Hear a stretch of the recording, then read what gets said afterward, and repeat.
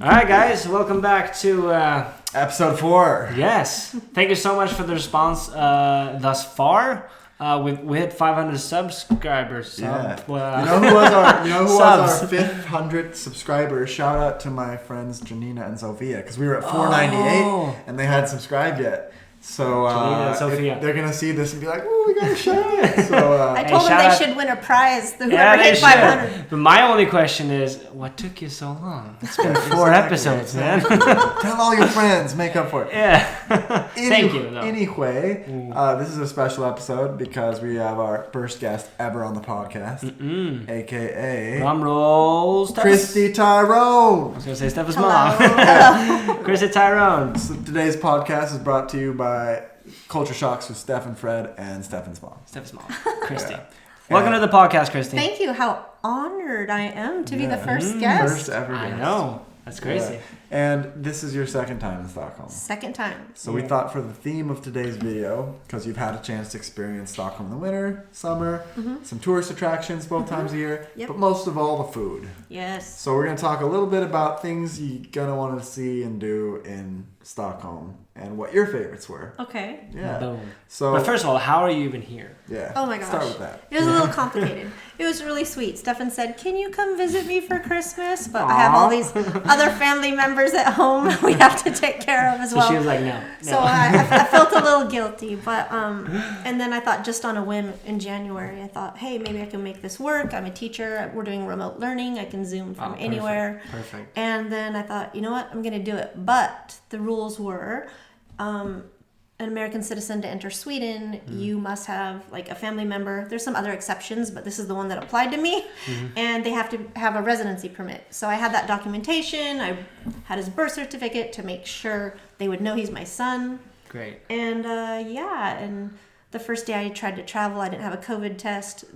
Stockholm doesn't require it, but I was traveling through Amsterdam, and they do require that, and that was not stated to me in an email. I'm very good about following directions, but the directions weren't all there. And so annoying. It was kind of a bummer to be all packed up, ready to go and excited, and then no access. Wow. Yeah. So would you have been able to find that, like searching, let's say, like Amsterdam.gov website? Like, was it like really hard to find that piece of information? The lady at the checkout counter, as I tried to depart, she said, "Well, it's your responsibility as a traveler to call all the embassies or check in online about all the countries you're traveling through," and that was never stated anywhere. So I'm usually a very organized person, so it was quite a shock to me. So. Yeah. I bet. COVID makes it tricky, especially with the Netherlands, because they also require a test, like as of just recently, within 4 hours of your departing flight.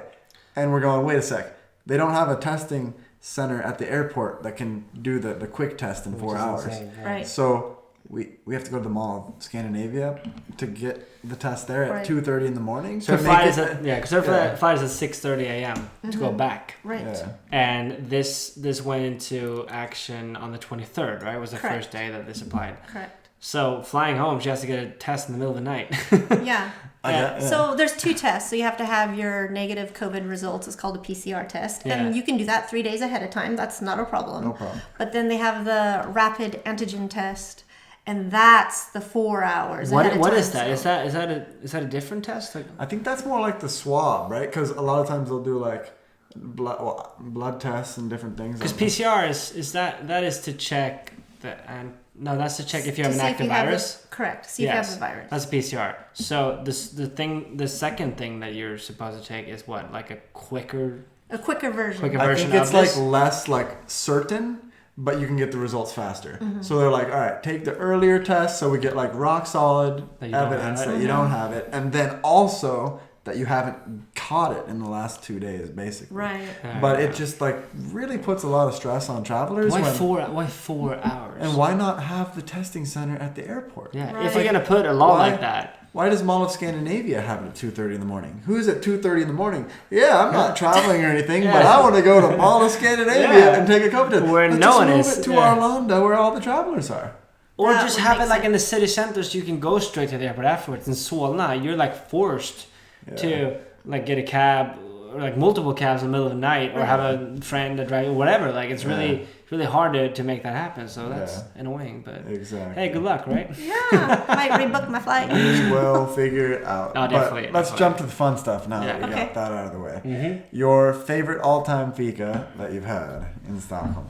Okay, well, I've had 2 different ones, and I've been here 2 days. Nice. Stefan on a roll. Yeah. Everything's been excellent, I must say. Thank you. Yeah. Thank you. Well, we took her to 2 of the best bakeries in Stockholm. So so the first one was Lillebrors Cafe, which is in St. Erik's Pond, and there's always like a 20-minute line to even go inside. And just their breads and all, like the kardemumma bulle. Cardamom, that's the best one. So good. Yeah. But we tried the semla, right? Yeah. And they have this their homemade mandelmassa. What do you say? Yeah, almond paste. Almond paste. Thank you. So good. Yeah. Insane. Yeah, semla, it's one of my favorite pastries in Sweden, so this was a good time to come try that, because it's only this time of year that they do it. And actually, the other fika that we had today was a place that's really known for amazing semla, Tussa in Östermalm. Yeah. And they have great semla. I love their semla. And Lillebror is sort of a newer bakery, I think, whereas Tussa's been around forever. And Tussa would always win the best semla. They'd have a contest. It's so Swedish, right? Like have a contest. There needs to be a winner and a loser. Rank the best semla in town. How about multiple winners? Yeah, exactly. But anywho, they would always win. But Lillebror, I heard, beat them recently. And they won it. So we've had the traditional best and the up-and-comer new best. And who was the winner, Christy? Who was the winner? Oh, geez, you're putting the pressure on me. Yep. They're both very good. Very good. I think it matters how much cream you like. I like the cream. I don't. One was taller than the other. Tussa was giant.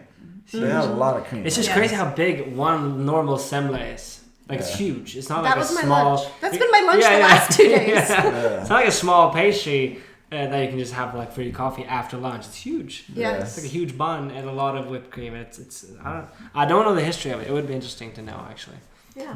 But cool. So that's awesome. Well, so you've been doing fikas. Cool. Fikas. What else? That's the fika highlight. Had some meatballs. Yeah. Oh, you did. Sweet. Meatballs. Where at? Made meatballs. Oh, you made Stefan's meatballs. friends. Yeah, Janina. Oh, they did. And Sophia. That's awesome. Sophia. Another shout out. Wow. That's right. Wow. Yes, they were very good. Yes. Yeah. And Homemade? Did they roll them themselves? Yes. No way. It was that's impressive. the key, man. That is great. Homemade, that's the key. It really is. Grandma's my homemade. So my grandma, I think a lot of Swedish grandmas have done this growing up, honestly. So every Thursday, my grandma came to our house. And the first Thursday, she always did her own meatballs. And the second, her own pancakes. So meatballs, pancakes.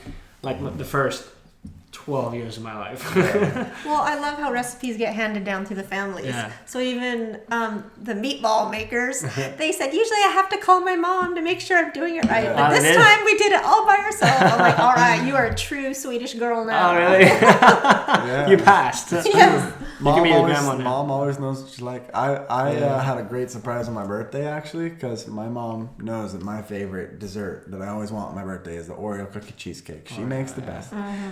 And 2 of my friends knew that was my favorite dessert, Sarah and Alina, and they called my mom, right, and got the recipe and all these sorts of things, but they were vegan, so they made the vegan version.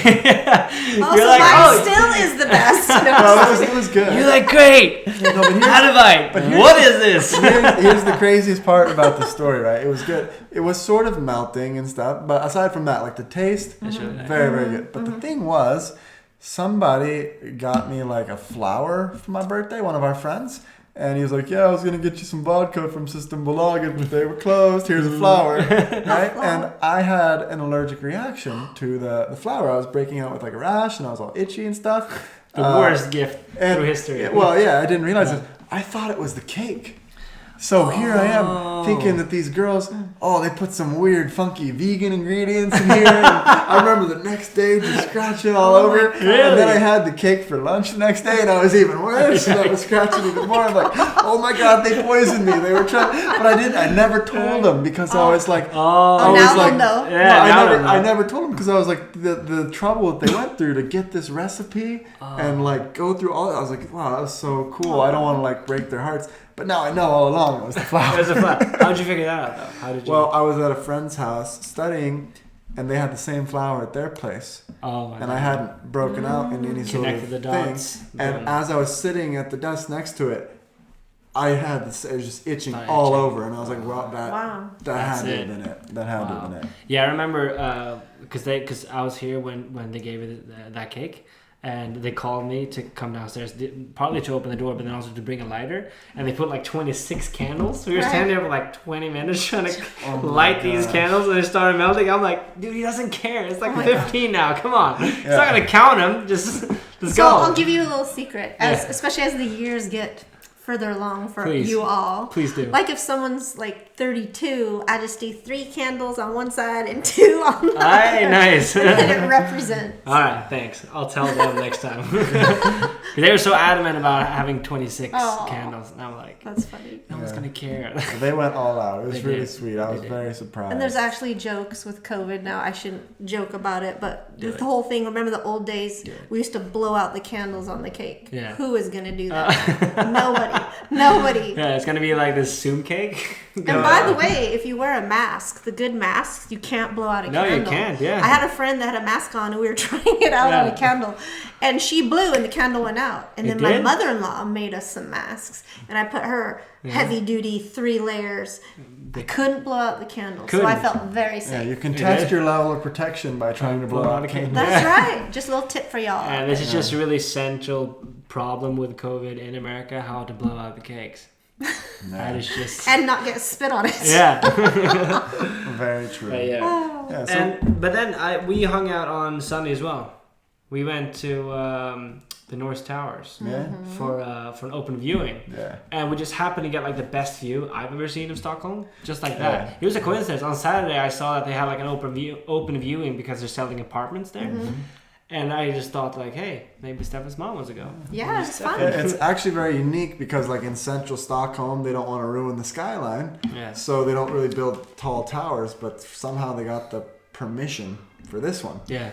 So when you go up there, it's a really great view over all of Stockholm. Yeah. Definitely, yeah. Especially the southern view of like Odenplan and exactly. Mm-hmm. The tower on the north side, if you're looking at the north side, it's sort of like Solna and a lot of construction. Yeah, yeah. Kind of like one of the construction zones sort of looks like a dump when you're just looking straight down. Like, those would be hard to sell right now. Yeah. They need to wait. Yeah. There's like one window that was like right outside this huge, just like dirty dump. Yeah. Then it was on like the 15th floor. You pay 11 million crowns and you're like, I can see the good morning dump from here. Yeah, yeah. Maybe if you painted the dumpster. Yeah, exactly. Yeah, something like that. Yeah. But it was just, it was so, it was really obvious how you would really want to live higher up in those buildings. Because there's a nice building, but like the apartments on the 10th floor, you saw like right into the next window, and it was like you could barely see. Yeah, why would I go higher? Yeah, why would I pay to live in this building? And the direction that you're facing is also important because like we saw one on the 19th floor with a great view on both sides.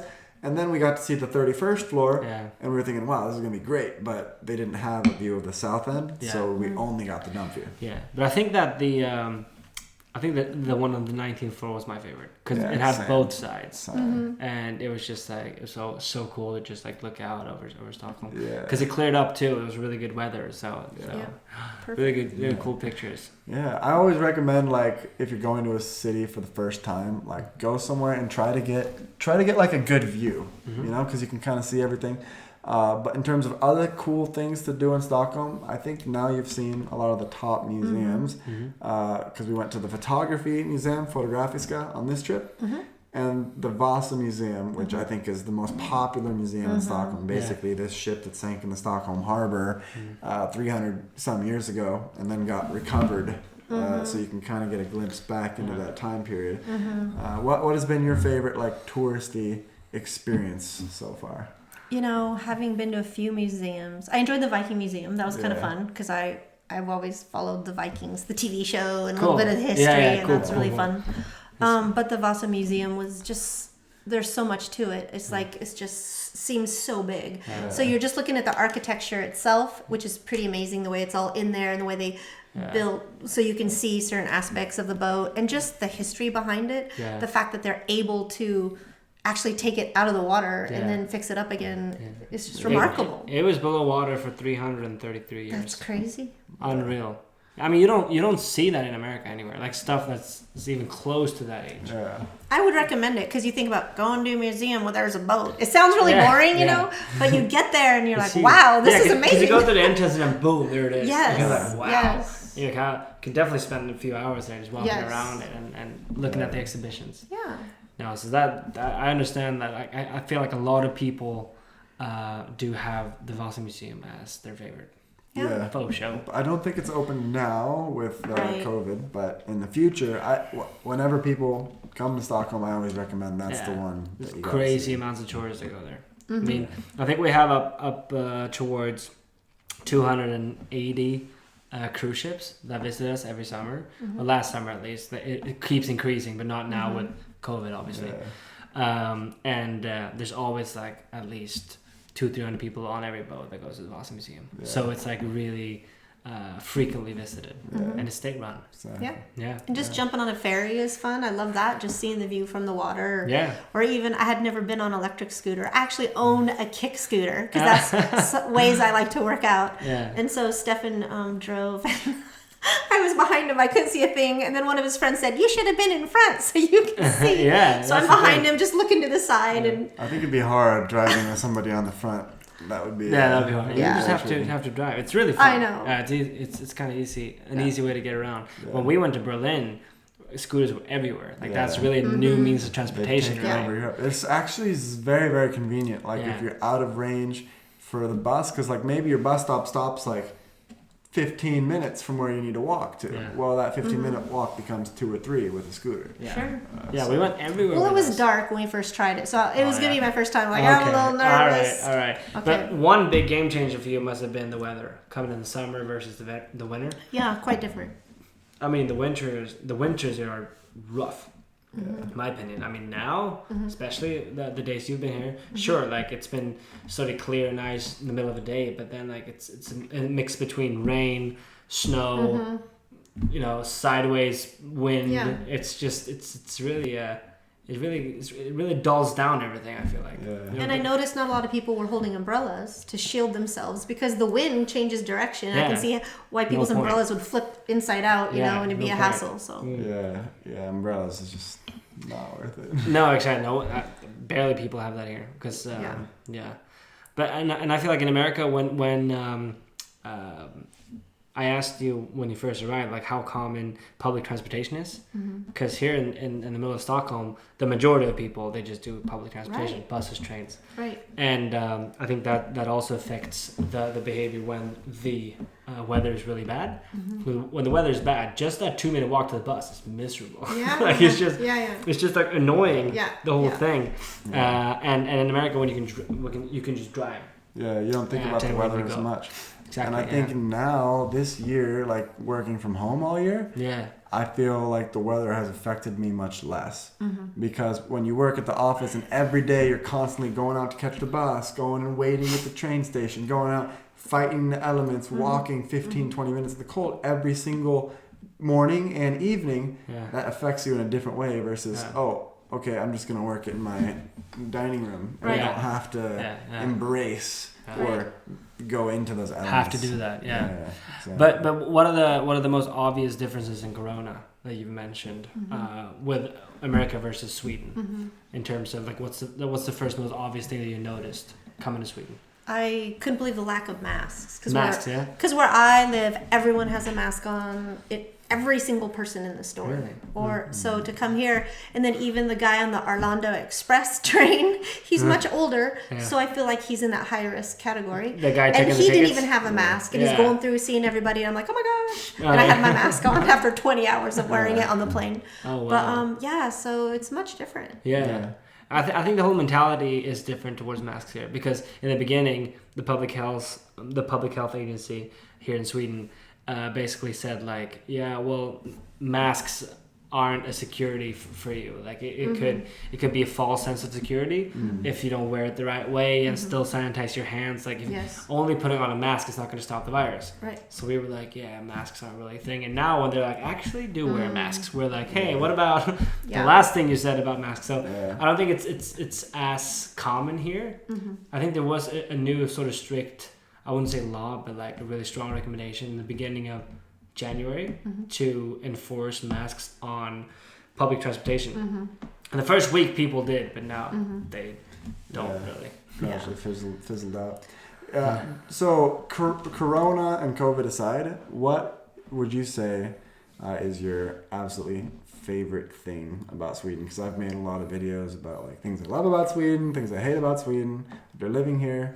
You haven't lived here, but you visited. Right. What's been your absolute like favorite part of it? I don't know if it's because I'm a Pisces, but seeing water is always awesome to me. Oh yeah. So in the summer, of course, you jump on the ferry boat, you do this, there's water everywhere. But even on our walk this morning in the snow, going along the water, and some of it was starting to freeze up, and it was just beautiful. Yeah. So I mean, that's a huge thing. Yeah. It's one really rare thing about Stockholm is that the water, the ocean reaches the very city center. It's really common to have like rivers that run through cities, but it's really like almost the archipelago reaches the city center. Yeah. But it's part of the Baltic. Stockholm itself is built of just islands. Yeah, you know? it's so unique. In a way, I describe like Kungsholmen, you know, like we're walking by, oh, my buddy lives here. And it's like, he lives on this island. Yeah. And I'm saying, and I'm like, well, it's sort of like central Stockholm. It sounds weird to call it an island, but it is. You look at the map. Stockholm compiles of 14 different islands. Yeah. That's Stockholm City. Well, Stockholm's beautiful, whether it's summer or winter. Yeah. Yeah. Thank you. Yeah. Yeah, I prefer it summer though. 100%. Definitely. It's really beautiful. Well, Christy, thank you for that. My pleasure.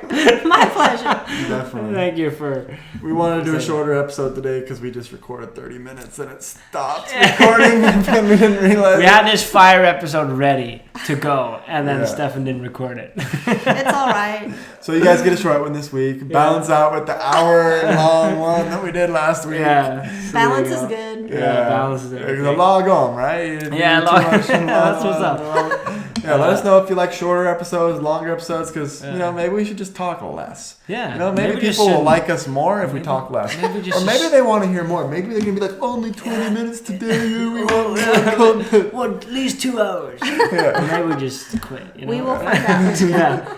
But thank you for tuning in. Thank you for listening and commenting. It's really nice to read. My fear of comments is slowly declining. I feel like I'm more. Your skin feels thicker. It's thicker. Yeah. In other words, we need to test it even more. Yeah. All right, so hit us with your worst.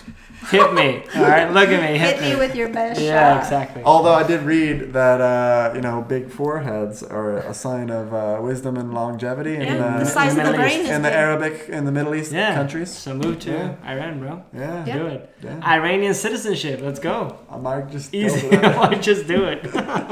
All right, guys. Thanks. We'll see you in another one. Thank you. Bye.